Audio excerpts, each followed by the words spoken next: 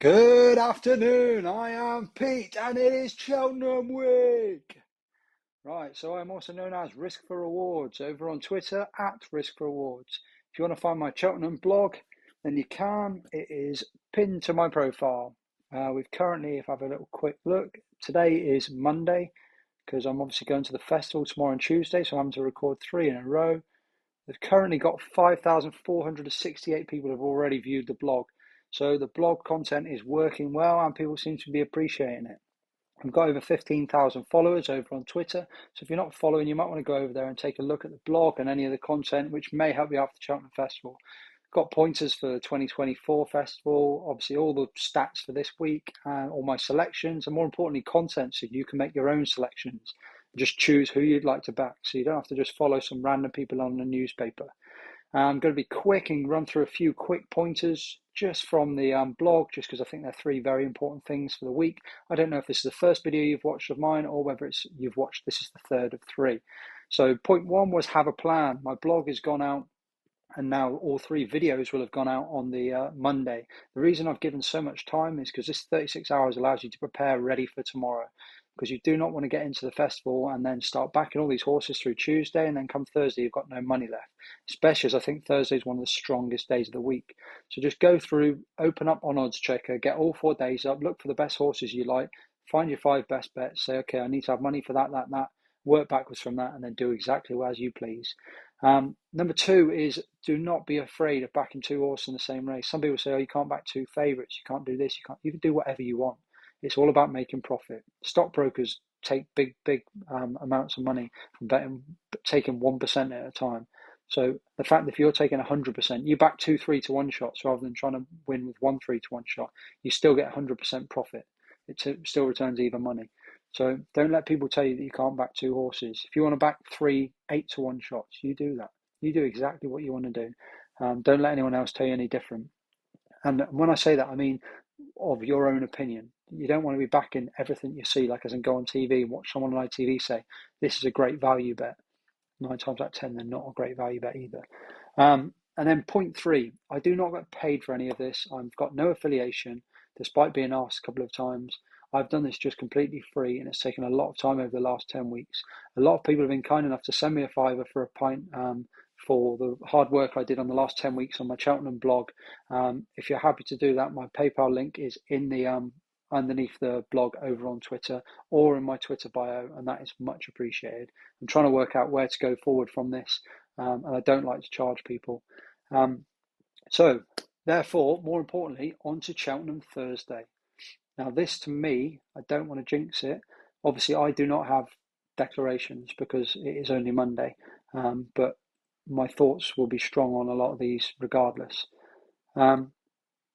So, looking on Cheltenham Thursday, we have first race is the Turners, and this will be one of my strongest selections of the week, and that is Mighty Potter. Currently 5-4. Obviously, anyone who's followed over the last, well, however long he could have just followed since DRF will know how strong I was on him at the Dublin Race Festival when he paid the bets, when he landed at 9-4, sent off at even money, and I just found it very difficult to have him beat. Obviously, this is a much more competitive race, being at Cheltenham, but I still think he's going to be very difficult to beat. The one blip you could argue with was last year he clattered the railing. He had to be checked by the vet. Gordon Elliott's stable, all of their stable, they seemed like, because they were on the back of their issue, they seemed to go 110% to get all their stable bang on, like as hard as they could. And the rumour was that they found out later on they felt like they overtrained them. They had plenty of horses that underperformed, and then they bounced back at places like Punchestown, like Mighty Potter. And for whatever reason, in the Supreme, he just didn't. He wasn't. He was a complete no-show. So you just have to. That's the only concern you've got, is that he could be a complete no-show. But it's highly unlikely, in my opinion, that he's going to do that again. I just think it was just an off day for whatever reason, and I think you'll see the same Mighty Potter that we saw in the Drinmore and the DRF. So we'll go from the outside in. Stage start, I think he's got a chance, but I just don't think he's good enough to lie up these 2 mile 4 horses. James de Burley, you've got to be very forgiving in order to, despite the ground, because since he's moved to Willie Mullins, he's come second in an Irish Stayers hurdle, and that's all he's done. I can't see anything that's showing you that he's some sort of superstar. Yet he still seems to be priced out. I think 14s at the moment. I mean, that's short enough considering he flopped at the DRF. Um, Balco Coastal, I think that's the horse that got beat recently by Oscar Elite. No, I don't think it is. But again, the fact that I'm not sure when I'm talking about potential superstars against horse like this, the fact I don't know who it is, it's unprofessional. But at the same time, that would not be on my radar. So the front three of the fairly obvious ones. Appreciate It. Obviously, he's sat there at 4-1. I just don't see it with me for Appreciate It. I backed him the year of COVID. He was going around. He was beating the same horses. He was beating Ballyadam, Blue Lord when Blue Lord was quite a weak, gangly horse, and there was a few others. And he was just going to. He went to a race in like November and he won that. Then he went to the Christmas hurdle, the novice hurdle. He won that. Then he went to the DRF and won that. By the time he came to Cheltenham, I think it was an 8-runner field. The only horses from the UK were possibly Metier and Soaring Glory. And then the rest was he was racing Ballyadam and Blue Lord, I think, both for a third time. So it was almost like nailed on that he was going to do the same again. The sectionals were good, the times were good, and everything. Like it was a good performance for a Supreme winner. But at the same time, he was beating the same horses again, of which bar Blue Lord, who has his ups and down days, and they said was always going to be a chaser. Like the rest haven't kicked on. Like Ballyadam, a lot of people are talking about as an outsider for a handicap this year. So that form doesn't stack up. He's been off pretty much he was off until the Champion Hurdle last year, and where he travelled averagely, and then he didn't find a lot. I think he finished fifth in the end. His two returns this year in novice chases, he jumps well, and he travelled quite well. And I just don't think he finds a lot. Like I said, he won both those races, but his market rival on the first one, he won well enough. And then the second race, the market rival fell, so he literally ran against nothing, and he wasn't like, wow, blowing your eyes out, impressive. And then at the DRF, like he was sent off 5-4, and plenty of the Mullins camp were touting him as their Irish Arkle horse, and like I was very strongly against him, and mainly because I thought he needs at least to stay a trip. But the only thing that told me was I'm not even sure stepping up in trip will help him, because I just didn't think he saw out a race at all. Like he just, as soon as they all started pushing off the bridle, he just didn't really do anything. Um, and I just think the jury's beginning to be out, and I think this will be the final straw. Like, would I be surprised if he put in an absolute monster performance and ran Potter close, or even beat Mighty Potter? Like, has he got it in his locker? Yeah, he could have for a master trainer, but it would have had to have been a master plan. Because from so far, what I've seen in the last 2 years, because he's 9 years old now, so it's very rare that you think that he's improving in any sort of way. I just think he's not seeing his races out. The step up and trip might suit just because they'll go slower, but I just think he's running into Mighty Potter as a potential superstar. So I just find it hard to see him turning that around, and like I'm not sure he's going to see this race out.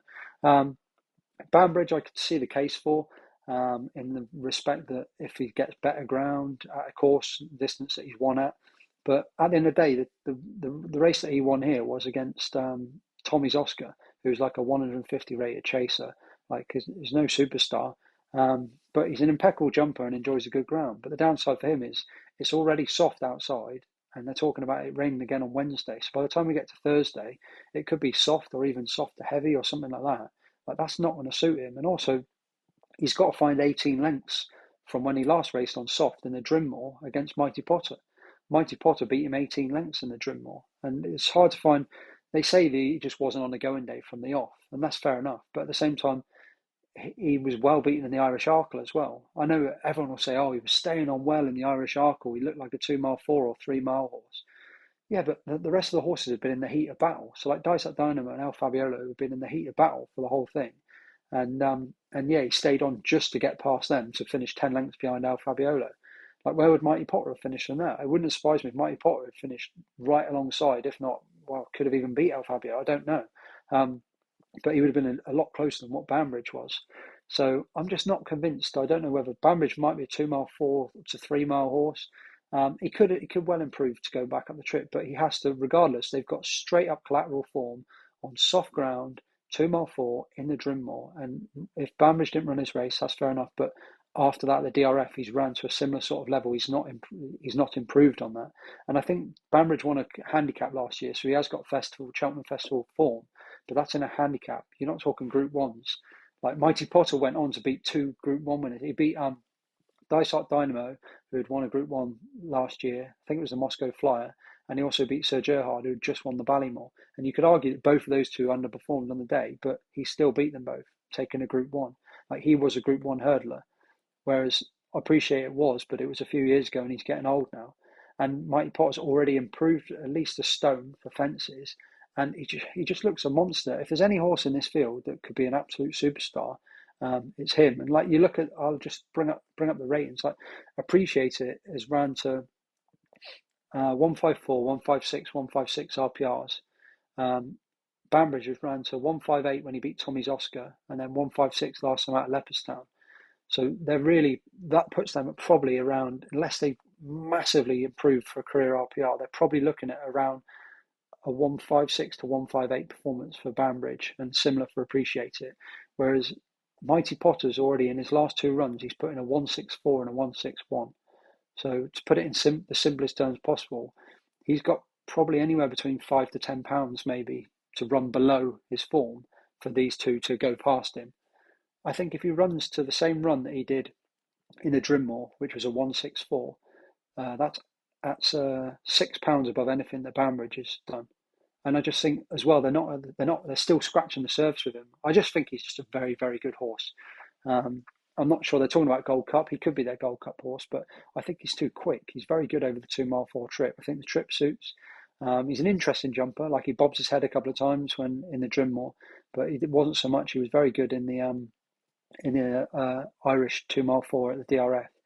And I'll just be disappointed if he gets beat. He'd definitely be one of my stronger bets of the week, and I can't really find any negatives, bar that one concern of obviously if he resorted back to the issue that he had last year, whatever it might have been, his little flop. And he'd be my day one. He'd be my Thursday nap. Sorry to ruin that before we even get started. Right, onto the Pertemps. Very interesting race. Elliott has took, off the top of my head, I think 3 of the last 5. And he's got a very strong hand again in this. I was all over Shoot First. Obviously, Shoot First is out, but because of the blog, I've looked at quite a few of these already because I was looking for one to add to go with Shoot First. I'm not going to go through all of them because obviously I could be here all day, and these Pertemps are a bit of a lottery job because obviously you only finish in the first 4. It's quite a corrupt, crooked race. But Gordon Elliott's the place I like to focus. So the 2 that I like to focus on at the moment from his are Maxim. Maxim put in like an absolute eye-popping display that got many people purring in the Times Stats boys, and everyone was talking about whether he was a stayers horse, let alone a Pertemps horse. He won the race that I want to say, obviously it's off the top of my head, I think it's 4 of the last 5 winners have come from the Leopardstown trial that he won, the Pertemps. So they didn't necessarily win that race.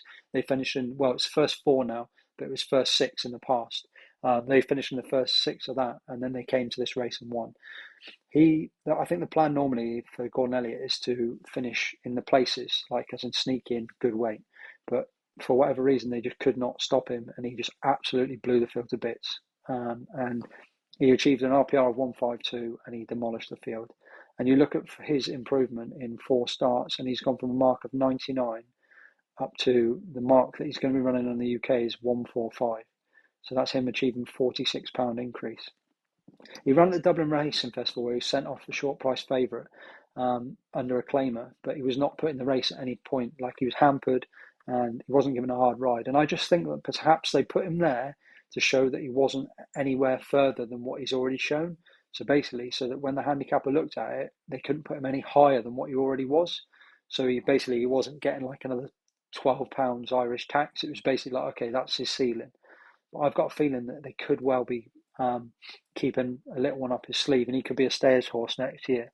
But a lot of this will come down to jockey bookings. You want to see some good claimers on aboard these horses. Like for me, it could end up being Jordan Gainford or someone like that. So Maxim is on my list, and I've backed him at 7-1. And then the other horse that I've been looking at, like I've not condensed and gone for my second one completely yet. I haven't backed anything else. Was the race that Shoot First won, had in behind was Salvador Ziggy and Tullyher. Salvador Ziggy travelled very well that day, and was another, much like exactly the same as Maxim, did a lot of improving when moving to Elliott. Like his rating went from, he's gone up like another £40 rise, but he did it all on good ground in the summer. So a lot of people just overlook that form. But he went to the Pertemps trial at Cheltenham, finished 4th behind Shoot First, But if you stop the race just after the last hurdle, like he was easily going to finish second and potentially push shoot first all the way to the line. He did get outstayed, and once the others went past, he didn't argue with it. He just let them go. But on the day, he was carrying 12 stone to shoot first as a 10-7. So, I mean, that was 145 to 129. So he was carrying 16 pounds more than that horse. And he only finished 4 lengths behind him. So shoot first got put up 10 pounds, whereas Salvador Ziggy is only running off 2 pounds higher. It's really hard to not say that he's not well in. Like, he's basically going to be running almost the exact same mark, of which if you thought that was 110% the race that to go for, as in they're going for the win, like that could well have been his day, that he couldn't have gone closer. He's not going to be giving all the weight to all these horses. He's going to be there or thereabouts.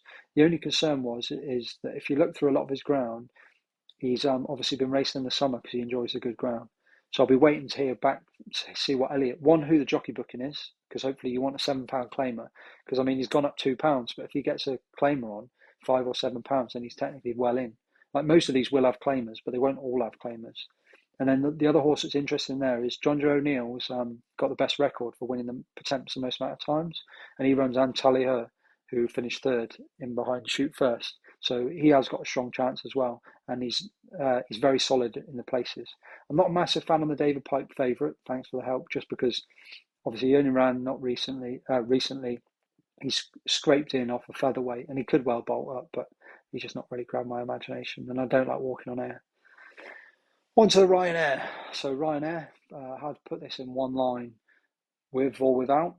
So you basically just make your decision. You either back Shishkin or you lay/leave Shishkin.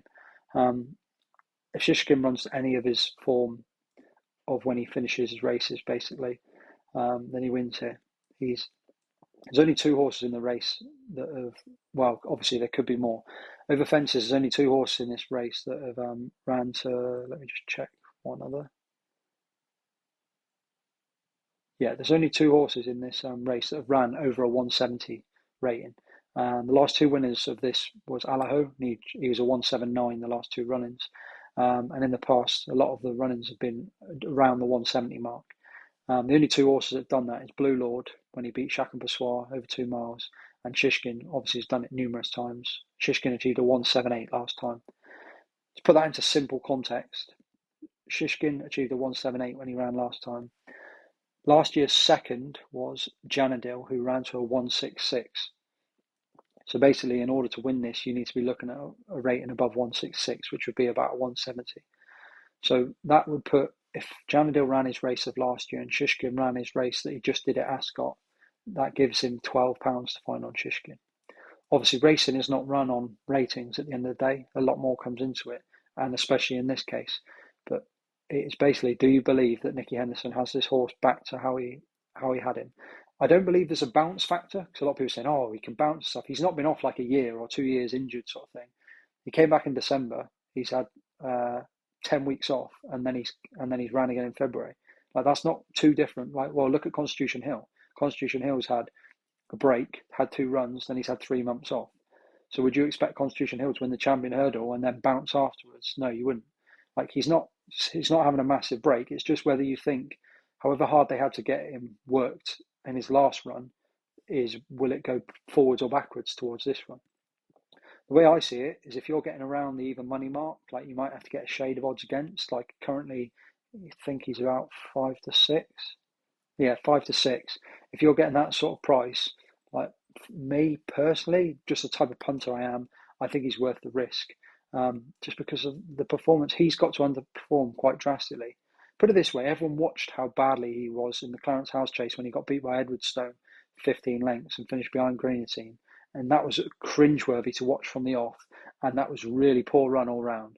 Well, that gave him, that RPR he ran that day, despite being 15 lengths beaten and very poor, was to a 163. So if Janadil is the third favourite here and ran to a 166 last year in this, he would only need to be £3 better than that run, and that was awful to watch. I think regardless of, even if he ran to that level, so the Clarence House chase, the 2 mile trip, if he ran to that level but over the 2 mile 4, because of, I think the 2 mile 4 is really going to suit him, like the slower, like coming into the jumps and stuff.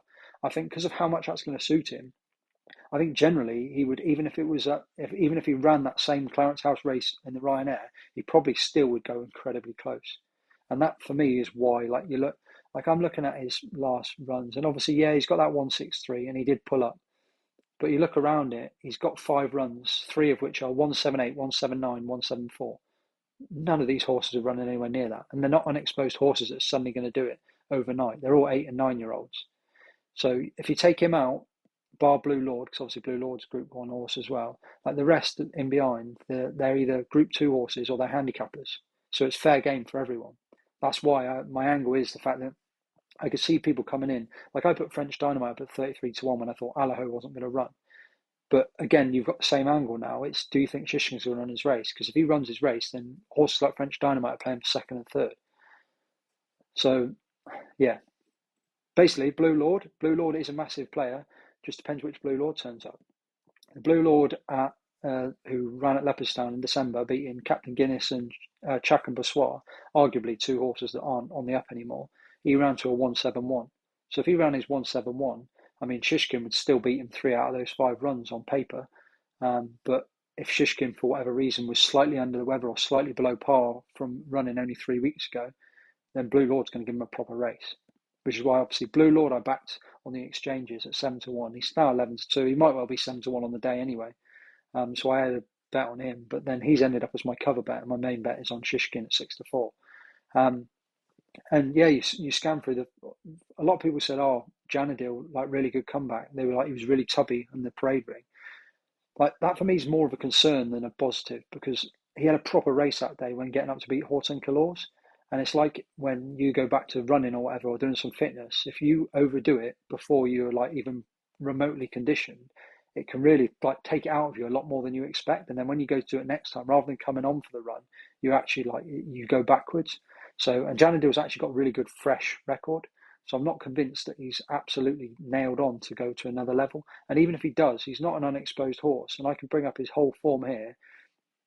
And the highest RPR he's ever achieved is the 166, which was last year behind Allaho. So again, if Blue Lord and Shishkin run to their form, like he shouldn't be catching them. So we'll see. The horse is very interesting, which I could easily see running a big race at double figure prices. Envoy Allen. He was good in the Champion Chase last year. He was in contention, and then when it come to the push come to shove coming down the hill, he just didn't have enough. Like, I mean, at the end of the day, he was beaten by Fernando Savola, which that sort of form's not great whatsoever. But the money that came for him for the King George, like he was beaten 51 lengths behind Brave Man's Game. But someone at home, once he beat Ken Boy and Galvin down Royal, like to back him all the way into 4-1 from, he was much bigger price, I think about an 8-1. On a day which has so much money going in and out of the market, like someone thought they had something on him. So I would not be surprised if he ran a big race, but I would worry about him seeing out his race. But the 2 mile 4 suit him a lot better. At the end of the day, remember he was Turner's favourite, a Marsh favourite 2-5. So this is his trip, this is his bag. So I would not be surprised to see him run a big race because he's been left fresh, ready for this run. But as I said at the start, simple summary is you either like Shishkin or you don't. If you don't like him, play your each way, do whatever you want, but you are in effect a handicap sort of thing. But if Shishkin runs his race, then, and at the end of the day, he's even money on the exchange currently. And I think he runs his race more times than he doesn't. So like say he runs his race 6 or 7 times out of 10, or even if he doesn't, he's slightly below, he might still be good enough to win. So it's not a confident, like a mega strong bet sort of thing, because some people will be steaming into Shishkin. But I was on the end of that. His Arkle gave me one of my biggest winners of the year, but I was also on the end of that Champion Chase loss last year when he ran no race. And I thought it was hard to forgive. And the Ascot run, I wasn't sure whatsoever. I was against him. So, but he looked so good that day that it's hard to argue with. Right then, on to the stayers. Marie's Rock is no longer here. Thank you. So this leaves it quite simple for me because I've had one long-term fantasy for a long time. Just looks like I'm backing all the favourites today, so I can't. I think Teahupo'o fans will be happy because it looks like the ground's going to come up soft, and his form, 7 of his last 9 runs, basically if they've got soft in the ground, he's ran very well. His 2 defeats have been when he's not had soft in the ground, including an absolute hammering here from Honeysuckle over 2 miles in the Champion Hurdle. So he'll enjoy the softer ground. I'm not convinced he's an out-and-out stayer. Gold Sweet, I think, has got to improve massively for this. There's a reason why you don't see McManus colours, because they were talking about, loads of people are coming and buy him and do this. I don't know if they turned down bids, but like he beat Dashel Drasher over a race. The fact that Paisley Park never came off the bridle in that race says it was nothing like a stayer's trial. And they plodded round and then he quickened and he looked really good. He looked more impressive than what the actual race form was.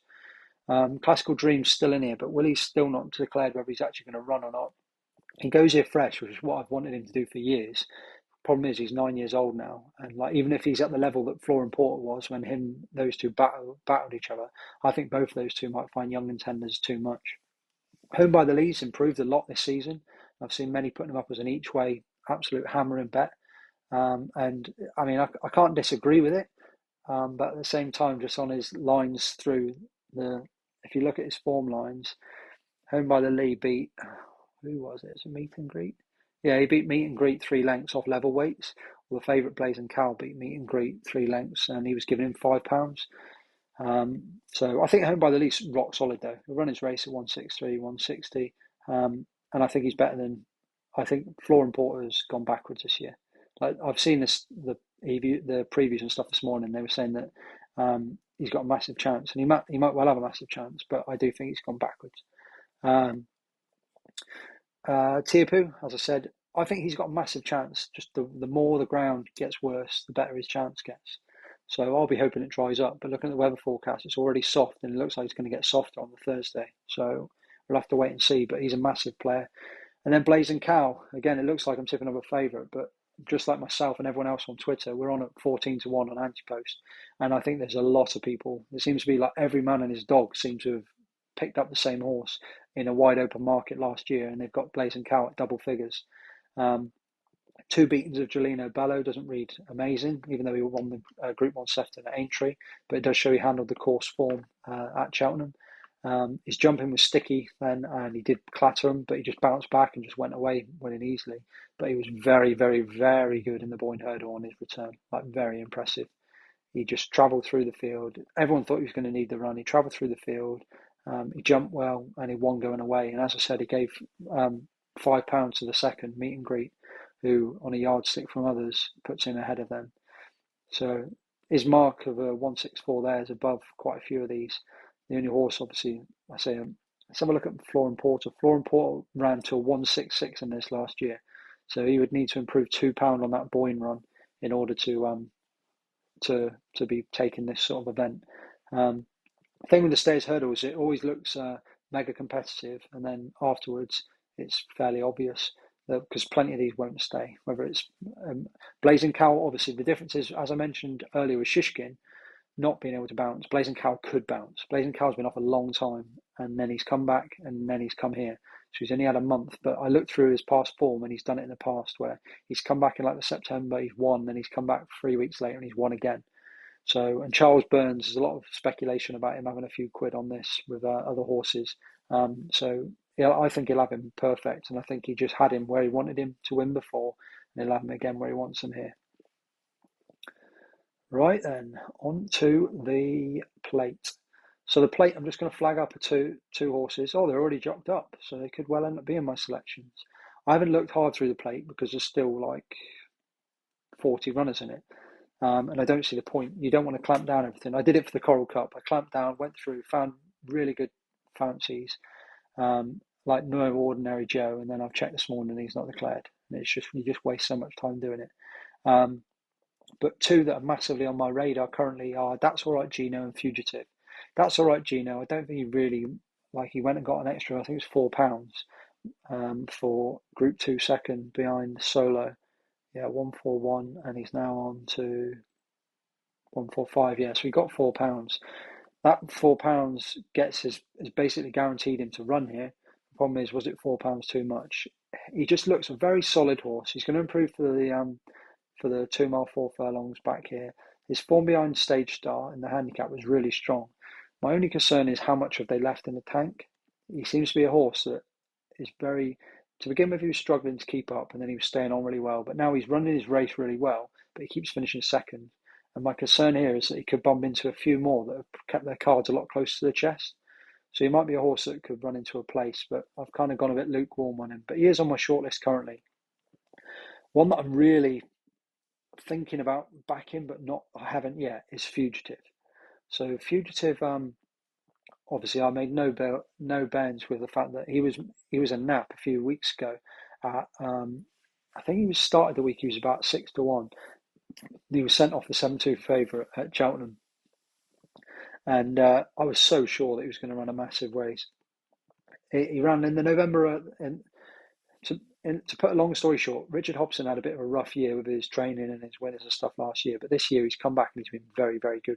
So he's got plenty of horses. Well, not plenty, but he's got the courses that he has got seem to be quite well handicapped. And he's done such a good job with this horse.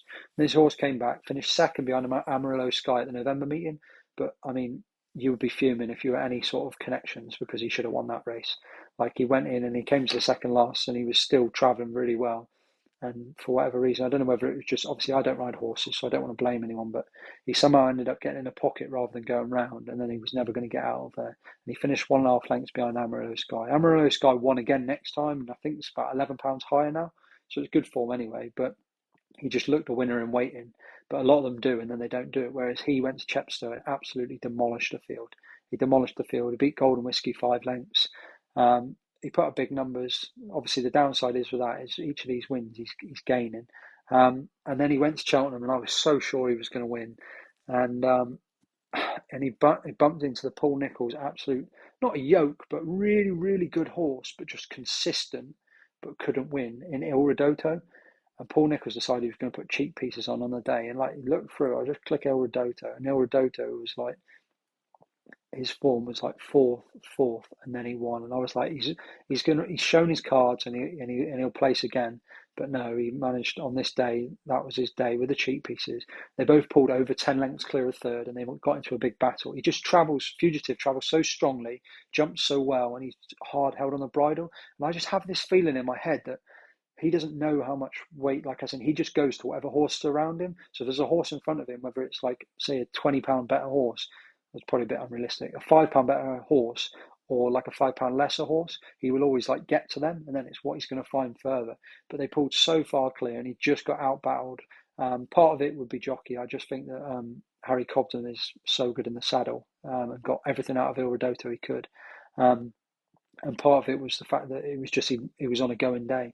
But he put up a 158 that day, and he was running off 143. He's been put up £6 here, but like I said, they did pull 10 lengths clear. And he's got a weight swing now, obviously, with Il Ridotto, who will obviously be a big player. And both the stats for the race going to that, coming into this, are very good. So I think he's got a leading chance, and he's currently at 14s. He could end up being a bit bigger than that, like 16s plus. I think he's got a good chance, and he'll probably be one of mine on the day.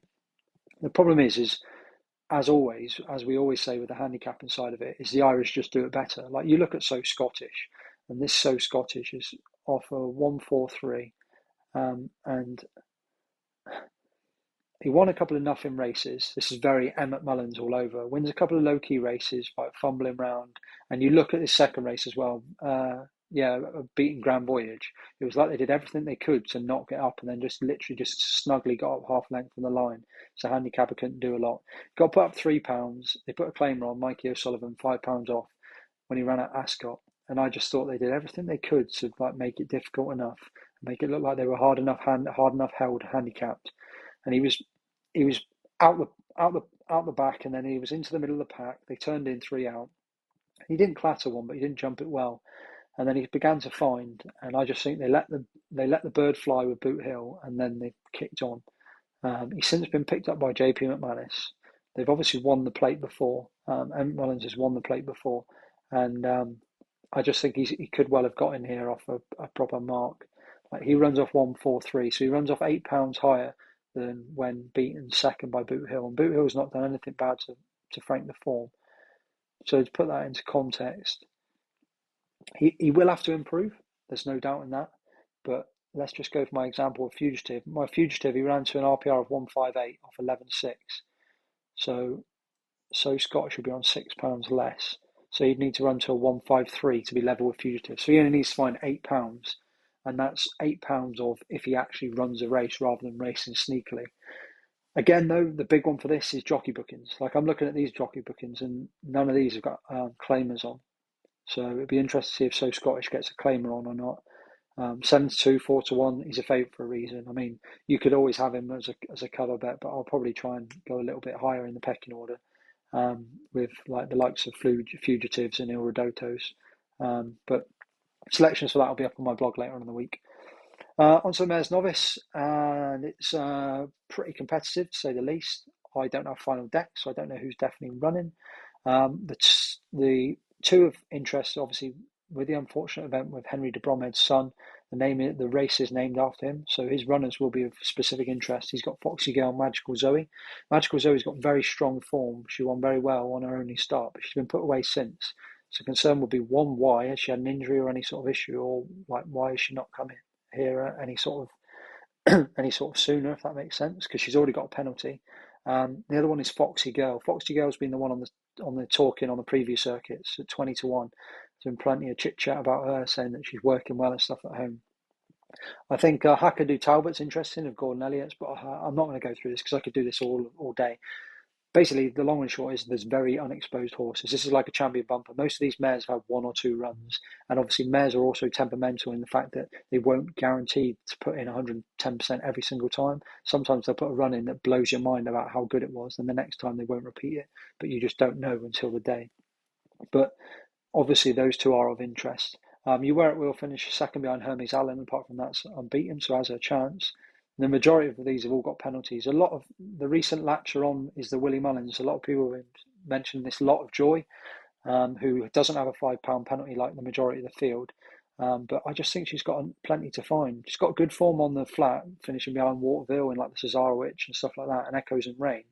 But she's not unexposed. Well, she's unexposed over hurdles, but she won at 1-7, and like she just does not fit the Willie Mullins category at all. Like the horses that he's won this with in the past, he has won it with a few big ones like Eglantine Dussel, but generally they're like the Laminis and the Let's Dance and stuff like that. He's took a different method of training this year with Ashrow Diamond because of the penalty structure. He put her in a maiden to gain victory, which she won. It was 25 runners, and she made hard work of it, but she did get up to win. She's then trotted around twice in Group 1 company where she's learnt to jump and to race at a very fast pace of 2 miles. She's only been beaten, therefore, by Marine Nationale, Irish Point, Tramp Kylie, Elite Tomps, and Facile Vega. So all of those are Group 1 winners, and Irish Point has finished twice second in a Group 1. So she's finished behind very good horses. So the form is there. And then obviously she got her penalty by winning the Solarina, which is the race that Mullins had Allegoria de Vassi beat Brandy Love in last year, which he sends his best to generally.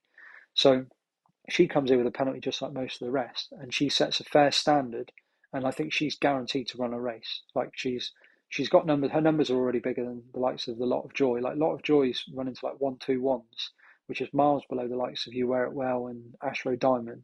So, but I think she has a chance, but she's definitely not the standard Willie Mullins profiled horse that would win this race.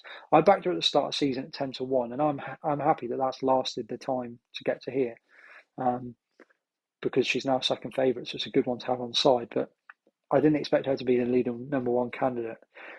And I think the horse that's an absolute standout is Lucia. Anyone who's followed will know that I've thought this all season. I put her up on the blog at 7-2. I backed her myself at that price and bigger prices. And I just think she just looks a class apart. I think the soft ground will help. I think it will suit. She's already got form on soft ground. Nico de Boinville said that it will suit. When he got off at Exeter, he said this is a supreme horse. And because they had no supreme runner, you'd argue it's kind of surprising that she's not gone to supreme. But they spoke to a few people, and obviously the supreme for mares is normally a little step too far because you are meeting Group 1 winners and also horses that have been racing at a campaign at that sort of level for a time. Whereas a lot of these horses have won like listed races or bashing up like maiden hurdles. They're not winning like top horse races. So the yard are barking about her. Everyone thinks that she's going to do it. The downside is inexperience, but it's the same for all of them.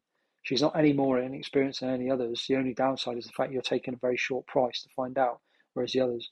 But you could pick two of the unexposed horses. Like, for example, if I pick the two Henry de Bromhead horses that I think look like they've got good chances and unexposed, but both of them two could finish out the places. So I understand that you're taking a much shorter price, but you're taking that because she is that level above so far.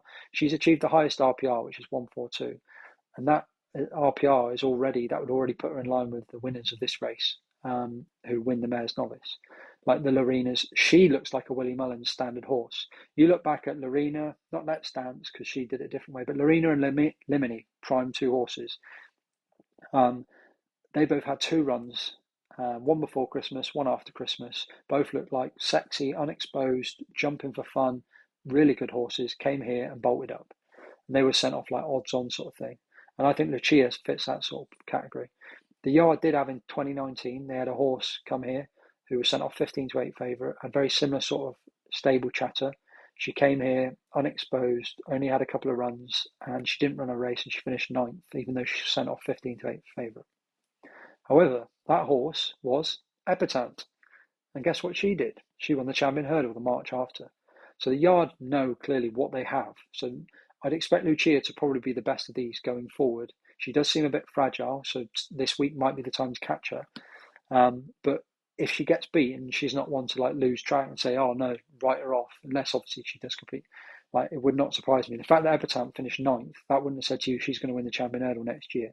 So Lucia's one to keep on side regardless. But I backed her at bigger prices. But if she was like 2-1 or whatever on the day, then she's still a bet to me.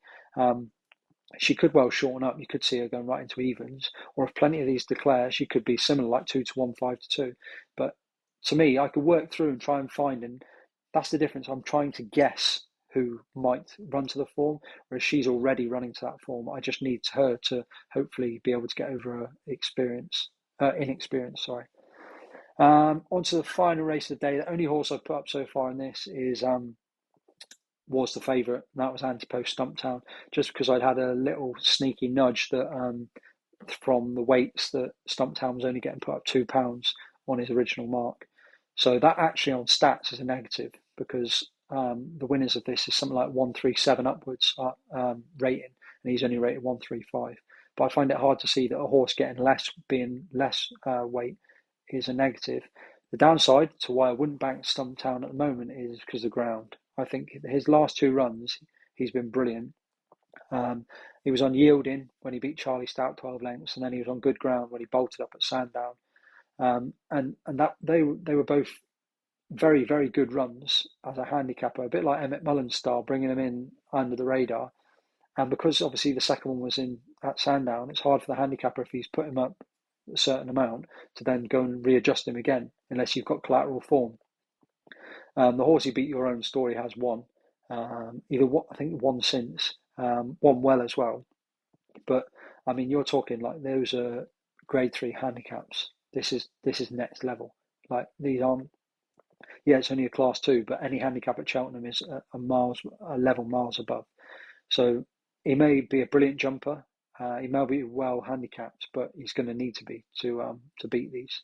So yeah, okay, I backed him at Antipost, but again, it was one where I thought it was going to be good ground, and it wasn't a massive bet. It was just I could use this as a cover bet and back other horses in the race so that I don't lose my stake, because he's obviously clearly his claims are obvious. But I would be shocked if I wasn't looking once I get decks tomorrow.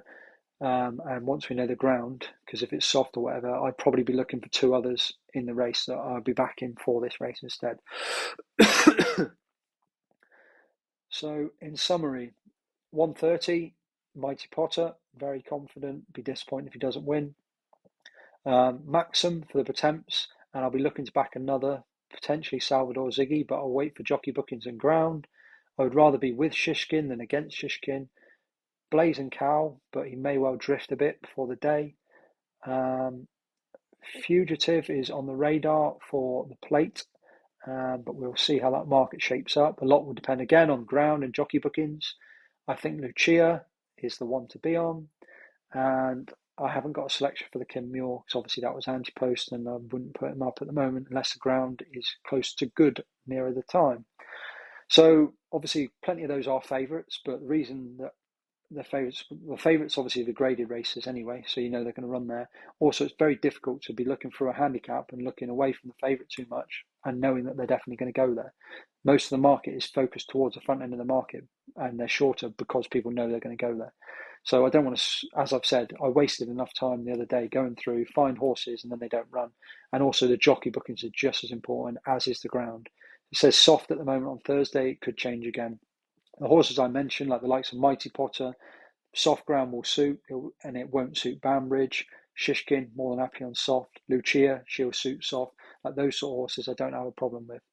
So I will have multiples. In fact, there are multiples already on my blog for Thursday and also for throughout the week with Nicky Henderson horses. I'm sorry, it's quite plain and boring that I am quite with the favourites on the Thursday, which is why I think it's quite a strong day. But there will be handicaps. Obviously, the handicaps, there are three. There's the Pertemps and then two handicaps. And all of my horses in there will no doubt be much bigger prices. I just can't put them all into the video because obviously I don't have the declaration, so we're doing this 3 days early. But they will be on my blog over on @risk4rewards. That will be updated daily, and I will put a tweet out to say I have updated it. So if you're not following on Twitter, it might be wise to do that unless you just want to go and check over there here and there. And that is it from me. My Friday selections I will do on Thursday night because I'll know. It's important to not put too many bets on Friday early because what if you have a horse that wins a Supreme and a horse that wins a Ballymore and a horse running in the Albert Bartlett that's beaten both of them? You're going to want to be on that one in the Albert Bartlett, so you don't want to have wasted all your anti-post coupons backing half the horses. And also, there's no point backing a load of horses because at the start of the week it's good ground, and then come Friday it's heavy ground, and vice versa. Like the Wednesday last year was an absolute deluge, but come Friday on the Gold Cup day it was miles better. And don't forget as well, they switched tracks. First 2 days one track, Thursday, Friday's different track. So they're all just a few notes. But enjoy the festival. As I've said a million times, yeah, okay, it's brilliant to back winners, especially big price winners. And a lot of mine are towards the front end of the market, especially because of the fact that I focused on them through anti-post, so I have them at bigger prices. But generally, you want to enjoy the racing. So if you need to back four horses because that's what you fancy, just do it. At the end of the day, it's better to cheer a horse and win a small amount than to stand there next to your friend moaning because, oh, that was the one I wanted to back, but I didn't back it. It is there to enjoy. It's no different to a football match or anything else. You're there to enjoy it. And the other thing is, the best thing about horse racing, or one of the best things for me about horse racing, is the fact that you can be there with 3 or 4 friends or colleagues at work or wherever you are or whatever you're doing. And you can share that information, or you can all have the same opinion and be on the same horse. And it costs you no money to share it, which is why I do this content. And it also costs you no money when you all win. You're all taking it off someone else. You all get your beers paid for at the same time. And that is why racing is so brilliant. And I really hope that the festival and this week is going to be brilliant. It looks so competitive, but so good. And I will see you all there tomorrow or Wednesday. Let's go.